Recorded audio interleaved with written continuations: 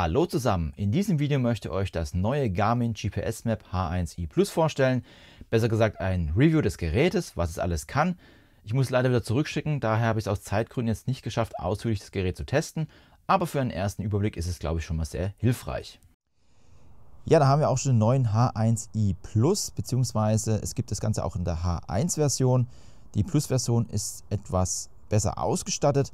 Erkennbar ist es auch mit dieser roten Antenne oben, beziehungsweise mit dem SOS-Knopf links an der Seite. Ich werde euch auch nochmal gleich die Unterschiede zwischen den beiden Geräten nennen. Der H1i Plus ist auch kein kleines Gerät mit 6,7 cm x 17,9 cm und 3,3 cm Dicke. Ist es doch noch schon echt groß, auch gar nicht so leicht mit 290 Gramm. Der H1 wiegt 276 Gramm bei gleicher Gehäusegröße.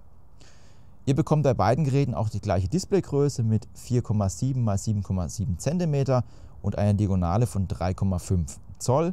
Das Ganze ist dann hier mit 282 x 470 Pixel aufgelöst. Wenn wir das Gerät einmal drehen, wir sehen auf der rechten Seite einen Speicherslot, auch das hat der H1 und der H1i Plus.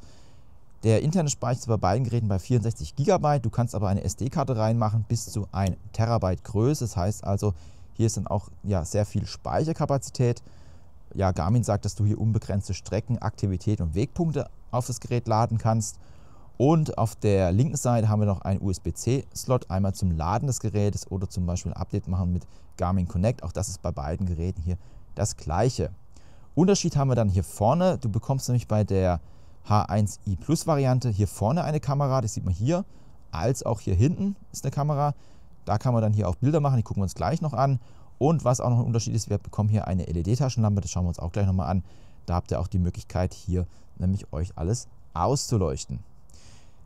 Kamera löst aber hier nicht groß auf, also Urlaubsbilder könnt ihr jetzt nicht machen. Die Auflösedichte ist vorne 5 Megapixel und hinten beträgt sie gerade mal 8 Megapixel. Ist wirklich hier so rudimentär, die Bilder aufzunehmen. Wenn wir da mal ins Gerät reingehen, sehen wir auch hier schon gleich die Menüübersicht.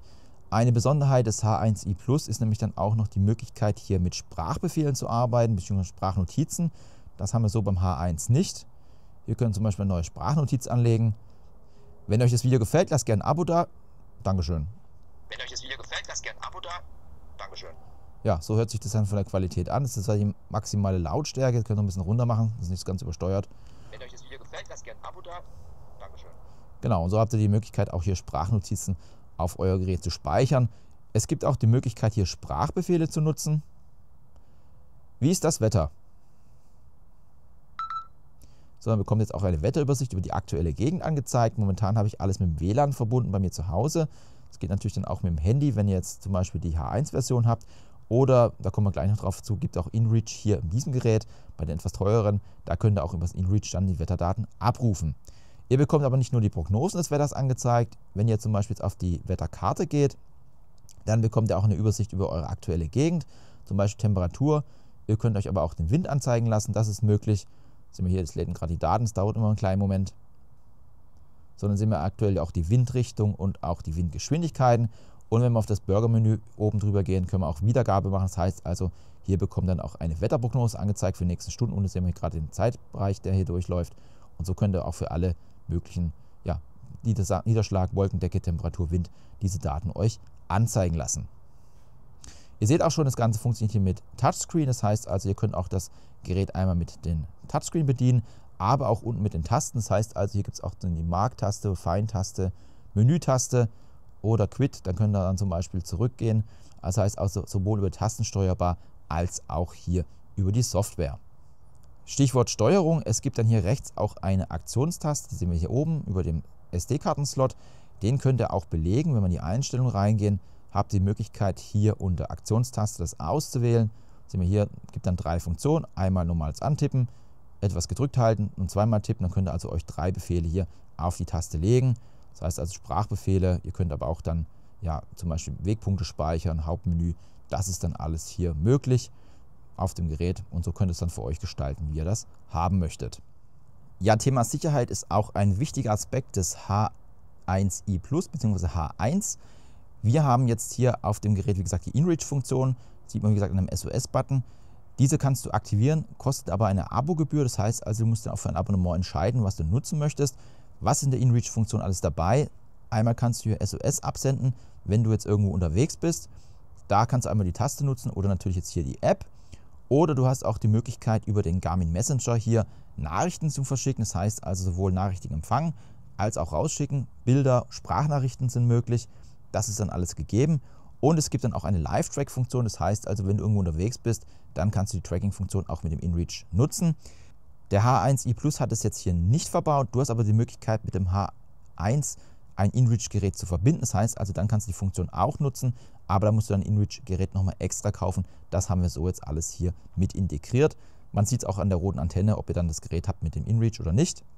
Dann wisst ihr auf jeden Fall auch Bescheid. Als weiteres Sicherheitsmerkmal gibt es dann auch noch Mann über Bord. Das heißt also, hier kannst du dann auch die Position speichern und dann die entsprechende Person dann auch suchen. Dann hast du auch immer den letzten Standort. Und es gibt dann noch eine Sirenenfunktion, die ist auch wirklich sehr laut. Anders als beim Mann über Bord ist die Sirene dann auch hier bei dem H1 mit dabei. Darüber hinaus gibt es dann auch noch auf beiden Geräten, sowohl auf dem H1 als H1 Plus, dann auch die Dog-Track-Funktion. Das heißt also, hier kannst du dann auch deinen Hund verfolgen, falls du das besondere Armband von Garmin hast. Und solltest du Jäger sein, dann hast du auch hier die Möglichkeit, mit dem H1 Plus ballistische Berechnung durchzuführen. Das wird ebenfalls mit dem Gerät damit unterstützt. Und möchtest du an einem bestimmten Standort dann einen Alarm bekommen, wenn du diesen erreichst, gibt es hier auch den Proximity-Alarm.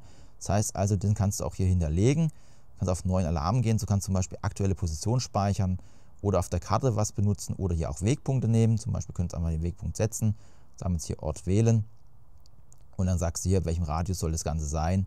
Sagen wir hier 25 oder 52 Meter. Und sehen wir hier, bekommen wir dann auch schon direkt den Alarm. Jetzt ist bei mir direkt in die Ecke. Und so hast du auch die Möglichkeit, hier dann immer einen Alarm zu bekommen, wenn du dann in der Nähe bist. Es gibt dann auch noch eine Flächenberechnung. Das heißt also, du kannst dann auch eine Distanz berechnen. Und wenn wir dann mal einen kurzen Blick auf die allgemeinen Widgets werfen, so gibt es dann zum Beispiel neben dem Wetter dann auch Sonnenaufgang, Sonnenuntergang. Und du hast ja auch die Möglichkeiten, hier durch die verschiedenen Daten zu gehen. Siehst du immer dann, wann hier Sonnenaufgang, Sonnenuntergang ist, Monduntergang. Das hast du mit dabei. Das sind auch für die nächsten Tage ist es dabei, beziehungsweise dann auch zum Beispiel im Dezember könnt ihr schauen. Und du hast auch die Möglichkeit, wenn du jagen und angeln gehst, hier bekommst du dann auch die optimalen Tageszeiten dann angezeigt, hier für die nächsten Tage in deiner Region, wo du gerade unterwegs bist. Ich hatte es ja schon ganz kurz angesprochen, du hast natürlich dann auch eine Kamerafunktion. Das heißt, also wenn du in die App hineingehst, kannst du dann hier Aufnahmen durchführen. Auf der rechten Seite kannst du dann auch hier mit der Frontkamera hier aufnehmen, beziehungsweise dann hier mit der Kamera hier vorne an der Stelle. Und es gibt dann auch einen Blitz. Das heißt also, wenn du diesen hier aktivierst oder automatisch stellst, dann wird auch automatisch geblitzt. Das sehen wir hier, dann wird auch schon direkt das Foto gemacht und gespeichert. Und es gibt dann auch noch eine Foto-App. Das heißt also, hier siehst du dann zum Beispiel die Bilder, die ich jetzt aufgenommen habe. Und die Auflösung mit 8 Megapixel ist zwar nicht die beste, aber du bekommst dann auch hier Informationen angezeigt. Und eine weitere Besonderheit der Fotos ist auch, dass diese auf der Karte gespeichert werden. Das heißt also, wenn du jetzt in die Karte reingehst, dann siehst du auch hier, wenn wir jetzt dann drauf gehen, die Fotos sind dann hier hinterlegt. Sehen wir jetzt hier auch zum Beispiel das Fotosymbol. Und dann können wir jetzt drauf gehen und dann bekommt ihr oben auch das Foto angezeigt. Das heißt also, das habt ihr dann auch mit auf der Karte hinterlegt. Und ich hatte es ja schon angesprochen, es gibt ja dann auch die Taschenlampenfunktion. Das heißt also, wenn wir jetzt drauf gehen, können wir das auf 4 Stufen einstellen und aktivieren. Sehen wir auch hier ist dann die Taschenlampe und die ist wirklich sehr hell. Auch das blende ich euch mal ganz kurz ein, wie es im Dunkeln aussieht. Und so habt ihr auch die Möglichkeit, euch hier sehr gut auszuleuchten. Ganz spannend bei dem Gerät sind natürlich dann die Navigationsfunktionen. Zu einem unterstützt der H1 Plus dann auch das Geocaching. Das heißt also, wenn du jetzt hier auf geocache.com gehst oder geocaching.com, kannst du dich hier registrieren, dann bekommst du hier Geocaches angezeigt. Ich persönlich nutze das jetzt nicht. Und es gibt dann auch die Möglichkeit, auf dem Gerät hier Routen zu planen. Es gibt hier unten einen Routenplaner, den können wir jetzt einfach mal auswählen. Sehen wir hier zum Beispiel die aktuellen Positionen, Wegpunkte, Städte oder Koordinaten. Jetzt einfach mal die aktuelle Position und dann habt ihr die Möglichkeit, auch hier dann eine Route zu planen. Aber für mich ist es wirklich sehr umständlich, also ich würde es nicht auf dem Gerät machen. Ich empfehle euch, das entweder hier über die Garmin Explore App zu machen, die wird unterstützt. Aber es ist auch möglich, hier über Komoot-Routen zu planen, weil der H1 Plus kann mit Garmin Connect synchronisiert werden. Das heißt also auch Komoot-Routen kommen hier direkt auf das Gerät drauf, wenn ihr das möchtet. Um generell in die Navigation zu kommen, empfehle ich euch auch die Find-Taste zu drücken. Wenn wir hier drauf drücken, kommen wir nämlich zur kompletten Übersicht, was alles vorhanden ist. Einmal habt ihr natürlich die kürzlich gefundenen Sachen. Das ist dann quasi so die Historie, die wir jetzt hier genutzt haben. Du hast aber auch die Möglichkeit, wenn wir nochmal reingehen, dann hier zum Beispiel die normale Karte zu verwenden, also direkt loszustarten. Es gibt aber weitere Funktionen. Wenn wir zum Beispiel gespeichert gehen, bekommt ihr dann einmal die Wegpunkte angeboten. Das heißt also, hier sehen wir alle Wegpunkte, die wir hier gespeichert haben. Ihr habt natürlich mit dem Gerät auch die Möglichkeit, Wegpunkte zu hinterlegen. Ihr könnt dann aber auch sagen, okay, ich möchte zum Beispiel jetzt hier nur die Strecken verwenden. Das sind zum Beispiel meine ganzen Komoot-Strecken, die ich jetzt genutzt habe. Und wenn wir jetzt reingehen, sehen wir auch hier die Möglichkeit, uns navigieren zu lassen. Das ist dann auch gegeben, seht dann auch schon den Streckenverlauf angezeigt. Und ihr könnt auch mal hier zum Beispiel die Strecke auch löschen und bearbeiten. Das ist mit dem Gerät auch möglich. Oder du hast dann auch die Option, wenn ihr sagt, okay, ich möchte jetzt hier Points of Interest haben, dann unterstützt das Gerät auch Points of Interest, beziehungsweise ihr bekommt in dem Umkreis, wo ihr gerade seid, dann hier zum Beispiel alle möglichen Plätze angezeigt, so Unterkünfte, Picknickplätze. Oder wenn ihr zum Beispiel sagt, okay, ich möchte jetzt zum Beispiel geografische Punkte haben, Städte, Parks, Toiletten, Verkehrsmittel oder Restaurants, das wird ebenfalls alles hier mit dem H1 Plus unterstützt. Ich hatte es ja schon erwähnt, es gibt natürlich auch die Möglichkeit, dann die Strecken zu erstellen. Du kannst auch ganz normales Peilen und Los machen. Oder wenn du hier auf Trackback gehst, dann kannst du auch hier dich zurück navigieren lassen. Und das auch zu erwähnen, das Gerät selber ist routingfähig. Das heißt also, wenn wir zum Beispiel jetzt mal in eine Aktivität hineingehen, das können wir einfach jetzt mal machen, gehen wir unten auf Aktivität starten. Hier können wir dann auch verschiedene Aktivitäten auswählen. Wenn wir auf Gehen, sehen wir hier auch die Aktivitäten, die unterstützt werden. Und wenn wir jetzt einfach sagen, okay, wir machen jetzt einfach eine Radfahrt, das wählen wir jetzt aus und möchten jetzt eine Navigation durchführen, nehmen jetzt einfach mal eine Strecke, wählen die jetzt aus, sagen wir jetzt hier zum Beispiel diese Gravel Tour, dann habt ihr auch die Möglichkeit zu sagen, okay, bei Navigieren, dass ihr sagt, okay, Routing, und dann rechnet euch das Gerät dann immer aus, wo es dann zum schnellsten Punkt geht, zum Zielpunkt. Und da bekommt ihr dann auch einen Hinweis, wenn ihr dann in der Nähe des Ziels seid, dass ihr vielleicht eine andere Strecke lauft. Und so hilft euch das Gerät dann auch hier schneller ans Ziel zu kommen, beziehungsweise die Routen zu berechnen. Wir sehen auch hier, das Gerät rechnet gerade die Route hoch.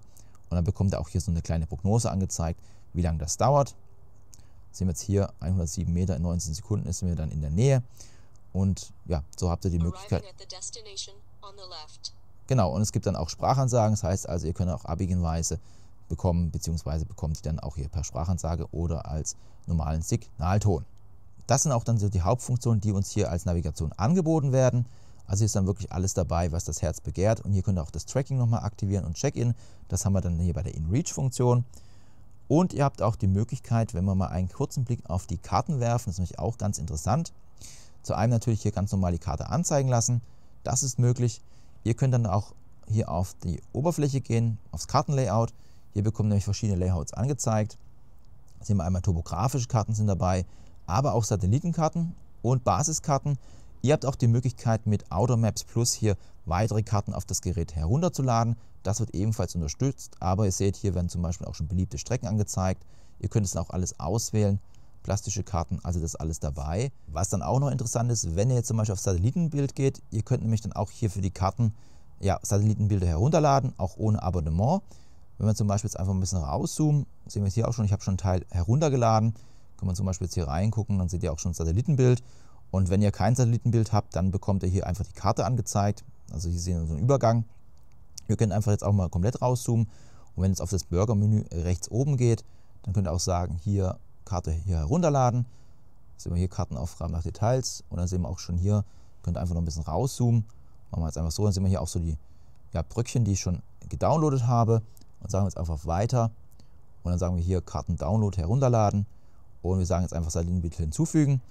Und dann wird es auch schon hier direkt heruntergeladen. Sehen wir hier, Download läuft. Voraussetzung dafür ist natürlich, dass hier eine Internetverbindung herrscht. Und hier sehen wir auch nochmal eine kleine Anmerkung. Dieses Gerät umfasst Zugriff auf Satellitenbilder. Für den vollständigen Zugriff von Outer Maps Plus benötigen wir das Abonnement. Das heißt also, da könnt ihr dann auf jeden Fall die Satellitenbilder ohne Probleme verwenden. Und wenn wir jetzt reingehen, sehen wir jetzt auch hier ist das Satellitenbild heruntergeladen. Und so habt ihr die Möglichkeit, mit aktiver Internetverbindung dann auch hier euer Erlebnis mal zu steigern. Beziehungsweise, wenn ihr dann mal was nicht wisst, habt ihr einfach nochmal mehr Details hier in der Umgebung. Das Gerät selber hat dann auch einen Dark Mode. Ich habe es jetzt auf weiß gestellt. Das heißt also, ihr könnt natürlich auch alles dunkel anzeigen lassen. Ist jetzt für die Aufnahme noch nicht so gut. Aber auf jeden Fall ist das auch möglich. Ihr könnt auch einstellen, dass das automatisch funktioniert. Das geht dann auch. Auf dieser Übersicht haben wir jetzt einfach ja das Menü gesehen, wie das hier aufgebaut ist. Ihr könnt es natürlich für euch auch komplett selber individuell gestalten. Und wenn wir jetzt hier links unten auf den Button draufdrücken, dann kommen wir auch ins Aktivitätsmenü hinein. Momentan ist es pausiert, es läuft nicht. Wir können aber einfach eine Aktivität starten. Sehen wir auch hier wird jetzt die Aktivität durchgeführt. Auch das Bild hier könnt ihr komplett für euch individuell gestalten, wie ihr das haben möchtet. Sehen zum Beispiel hier wird jetzt die Karte angezeigt. Ihr könnt aber drauf tippen, dann kommen wir jetzt auch direkt in die Karte hinein. Wenn wir jetzt hier oben auf den Button drücken, dann landen wir auch da, wo wir gerade sind. Wenn wir von links nach rechts wischen, kommen wir dann auch wieder zurück. Ihr könnt dann auch hier direkt einen Wegpunkt speichern. Das ist zum Beispiel möglich während der Aktivität. Und ihr bekommt natürlich auch Kompassinformationen. Das ist auch klar. Und natürlich dann auch nochmal, wenn ihr lauft, nächster Wegpunkt, das wird euch angezeigt. Die Abbiegenweise und ihr bekommt natürlich dann auch das Höhenprofil angezeigt, wenn ihr jetzt eine aktive Navigation habt. Und ihr bekommt natürlich auch hier Nachrichten angezeigt oder InReach-Funktionen. Das ist zum Beispiel möglich, als natürlich auch hier zum Beispiel die Kamera direkt anzusteuern. Das geht dann, könnt ihr euer Bild machen während der Aktivität. Taschenlampe könnt ihr nutzen. Und ihr bekommt auch eine Übersicht der Satellitenstärke. Das heißt also, das könnt ihr auch euch direkt anzeigen, wie gut es momentan ist. Das Gerät selber unterstützt dann auch Multiband-GPS. Sowohl der H1i Plus als auch der H1 haben hier Multiband dabei. Ihr könnt auch den Intelligent-Modus nutzen. Das heißt also, hier ist dann auch alles möglich, was dann die Satellitenstärke eingeht. Auch hier könnt ihr dann ein paar Einstellungen durchführen. Jetzt hier zum Beispiel GPS-Only, alle Systeme Multiband oder die automatische Sat-IQ-Wahl. Das heißt also, das Gerät sucht sich dann selber aus, was das optimale GPS-Signal. Und wir können auch sehen, hier sind dann viele Bewegungen. Also da habt ihr das dann hier mit im Überblick. Es gibt natürlich dann auch klassische Daten, zum Beispiel Kompassrichtung, Höhe, Geschwindigkeit, Abstieg. Und wenn wir jetzt hier länger drauf drücken, dann könnt ihr dann auch hier zum Beispiel das Datenfeld ändern. Jetzt sehen wir hier zum Beispiel das Datum ausgewählt. Das heißt also, das könnt ihr auch individuell einstellen. Und so habt ihr die Möglichkeit für euch, das Ganze so zu machen, wie ihr es dann hier benötigt. Ihr habt hinten zum Beispiel auch fürs Fahrradfahren dann so eine Halterung. Das könnt ihr dann hier benutzen. Das heißt also, auch da ist alles dabei bei dem Gerät. Ganz spannend sind natürlich noch die Akkulaufzeiten. Da hängt es natürlich stark davon ab, was du mit dem Gerät machst. Beide Geräte, sowohl der H1 als auch H1i Plus, haben hier eine Akkulaufzeit im GPS-Modus von 145 Stunden und im Expeditionsmodus schaffen beide 840 Stunden. Beim InReach-Gerät ist es nochmal etwas anders. Da hast du nämlich die Möglichkeit, auch hier das InReach zu aktivieren.